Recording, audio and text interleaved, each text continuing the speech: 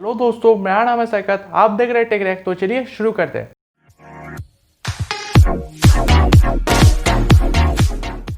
तो यार आज के वीडियो में लोग बात करेंगे कुछ VS कोड के एक्सटेंशंस के बारे में जो आपको आपके वेब डेवलपमेंट में बहुत ही ज़्यादा मदद करेंगे।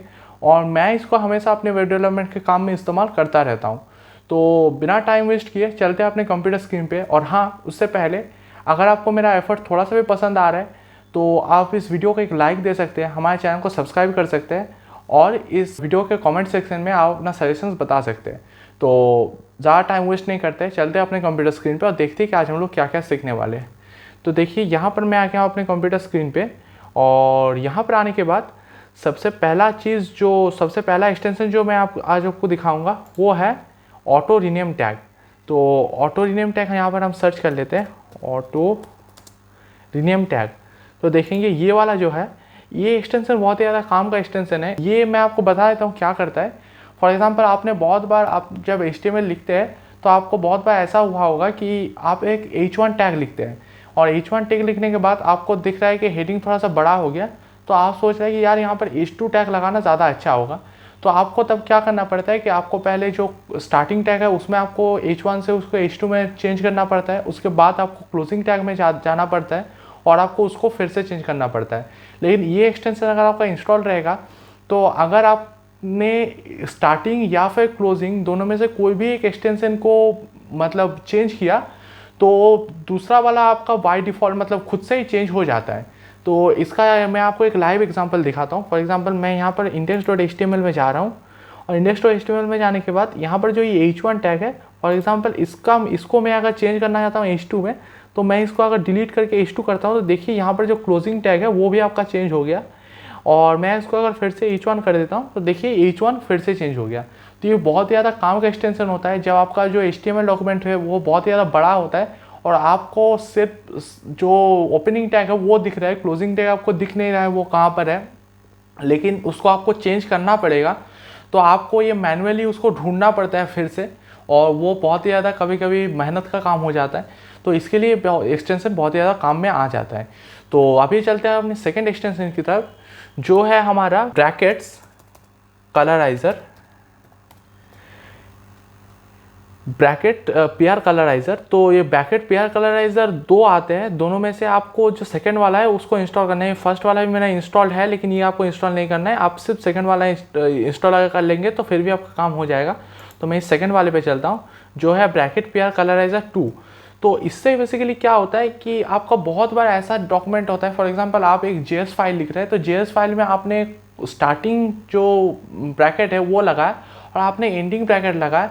अभी आपको समझ में नहीं आ रहा है कि कौन सा ब्रैकेट के साथ कौन सा एंड हो रहा है। फॉर एग्जांपल आपको फॉर का ब्रैकेट कहाँ पर शुरू हो रहा है और आपको फॉर का ब्रैकेट कहाँ पर एंड हो रहा है, या फिर आपका जो क्लास का ब्रैकेट है वो आपका कहाँ पर चालू हो रहा है कहाँ पर एंड हो रहा है, आपका जो फंक्शन का ब्रैकेट है वो कहाँ पर चालू हो रहा है कहाँ पर एंड हो रहा है। ऐसा बहुत बार आपको प्रॉब्लम हो जाता है। तो इसके लिए ये एक्सटेंशन बहुत ही ज़्यादा काम में आता है। फॉर एग्जांपल यहाँ पर मैं script.js फाइल में अगर जाऊँ तो देखिए मेरा जो हर एक जो ब्रैकेट है और उसका जो काउंटर पार्ट क्लोजिंग ब्रैकेट है वो एक ही कलर में आपका कलर्ड है। तो इससे आपको बहुत ही ज़्यादा समझ में आ जाएगा कि फॉर एग्जांपल ये जो मैं स्टार्टिंग लगाया हूँ इसका एंडिंग यहाँ पर हो रहा है, ये मेरे को बिल्कुल बहुत अच्छे से समझ में आ रहा है क्योंकि मेरा यहाँ पर जो कलर्स है वो सेम लगा के रखा है।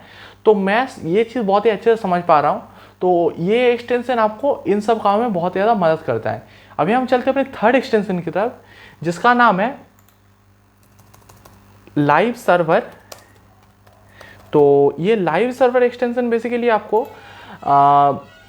एक लाइव सर्वर बना के दे देता है। अगर आप HTML CSS जावास्क्रिप्ट लिखते हैं तो HTML CSS जावास्क्रिप्ट लिखने के बाद आपको फिर से उस फोल्डर के अंदर जाना पड़ता है और उस HTML फाइल को आपको अलग से रन करना पड़ता है। और वो फाइल जब रन होता है तो आप अगर कुछ सेव करके कुछ चेंजेस करते हैं तो वो चेंजेस आपको रिफ्लेक्ट नहीं होते। लेकिन ये चीज़ अगर आपका इंस्टॉल रहेगा तो आप बस वन क्लिक में एक लाइव सर्वर खोल सकते हैं। उसके बाद यहाँ पर अगर आप कुछ भी चेंज करेंगे तो वो आपके जो लाइव सर्वर है उसमें भी रिफ्लेक्ट हो जाएगा। ये आपको बस इंस्टॉल करना है। इंस्टॉल करने के बाद यहाँ पर नीचे आपको एक ऑप्शन आ जाएगा गो लाइव, ये आप देख पा रहे हैं यहाँ पर गो लाइव। और इसमें अगर आप क्लिक कर देंगे तो इसमें क्लिक करने के बाद यहाँ पर स्टार्टिंग और यहाँ पर एक पोर्ट नंबर दे देता है और पोर्ट नंबर देने के बाद आपका जो डिफ़ॉल्ट ब्राउज़र है उसमें ये चीज़ आपका स्टार्ट हो जाता है।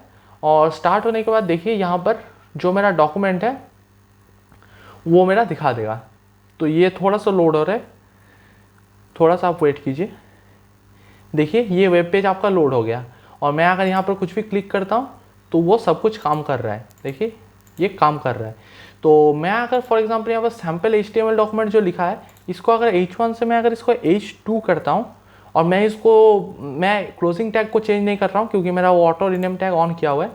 तो देखिए, और सॉरी इसको मेरे को सेव करना है और सेव करने के बाद अगर मैं यहाँ पर जाता हूँ, देखिए बाय डिफ़ॉल्ट ये चीज़ आपका रीलोड होगा। रीलोड हो गया, देखिए सैम्पल HTML डॉक्यूमेंट थोड़ा सा छोटा हो गया।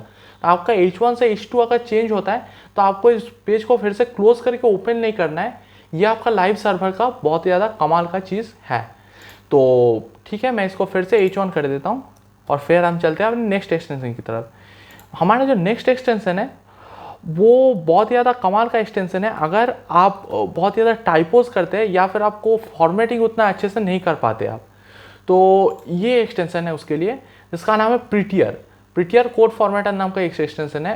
तो ये एक्सटेंशन अगर आप इंस्टॉल कर लेंगे, इंस्टॉल करने के बाद आपको कुछ सेटिंग्स करना पड़ता है इसमें बेसिकली, ताकि आपका एक फीचर जो है वो अनलॉक्ड हो जाए। तो उसके लिए आप कंट्रोल या फिर कंट्रोल के साथ कॉमा लगा दीजिए, या फिर आपका अगर मैक है तो आप कमांड के साथ कॉमा लगाए और लगाने के बाद देखिए यहाँ पर सेटिंग्स आपका खुल गया। या फिर आप यहाँ से भी सेटिंग्स पे जा सकते हैं। यहाँ से क्लिक करने के बाद यहाँ पर सेटिंग्स पे जाएंगे तो फिर भी सेम चीज़ ही आएगा। और फिर आपको यहाँ पर सर्च करना है फॉर्मेट ऑन सेव। ये चीज़ आपको सर्च करने के बाद यहाँ पर जो है, यहाँ पर आपको टिक लगा देना है। मेरा पहले से टिक लगा हुआ है, तो यहाँ पर टिक लगाने के बाद बेसिकली एक बहुत ही अच्छा फीचर इसमें अनलॉक्ड हो जाता है, जो है कि फॉर एग्जांपल मैंने यहाँ पर कुछ भी फॉर्मेट गड़बड़ कर दिया। फॉर एग्जांपल मैंने यहाँ पर थोड़ा सा, यहाँ पर इसको नहीं गड़बड़ करते, फॉर एग्जांपल यहाँ पर मैंने थोड़ा सा फॉर्मेट गड़बड़ कर दिया।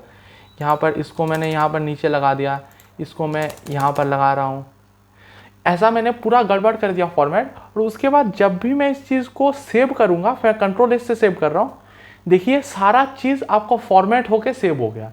तो ये बहुत ही ज़्यादा अच्छा चीज़ होता है। फॉर एग्जांपल आप एक डॉक्यूमेंट पे काम कर रहे हैं और डॉक्यूमेंट पे बहुत सारी चीज़ें बिखरा हुआ पड़ा है, तो आपको अगर इस चीज़ को फॉर्मेट करना है तो बस आप डॉक्यूमेंट को सेव कर दीजिए और चीज़ें आपका एकदम सेट हो जाएगा। तो ये हम लोग का था 4th एक्सटेंशन। अभी हम चलते हैं अपने 5th और फाइनल एक्सटेंशन की तरफ, जो है हमारा CSS पिक। तो ये बेसिकली CSS पिक क्या करता है, फॉर एग्जांपल मैं यहाँ पर खोल रहा हूँ CSS पिक को, और ये CSS पिक बेसिकली आपको, अगर आप एक HTML लिख रहे हैं और उसके साथ आपका एक कंबाइंड CSS है, तो आपको बहुत बार ऐसा प्रॉब्लम होता है कि फॉर एग्जांपल आपको देखना है कि उस HTML के साथ आपका कौन सा CSS लिंक्ड है, तो उस पार्ट पे आप डायरेक्ट जाना चाहते हैं। लेकिन अगर आपका ये एक्सटेंशन इंस्टॉल नहीं है तो आपको मैन्युअली वो ढूंढना पड़ेगा कि वो आपको लिटरली कहाँ पर लिखा हुआ है, और वो ढूंढना बहुत ही ज़्यादा मुश्किल हो जाता है जब आपका बड़ा बड़ा वेब पेजेस होता है। तो इसके लिए CSS पिक एक्सटेंशन बनाया गया है।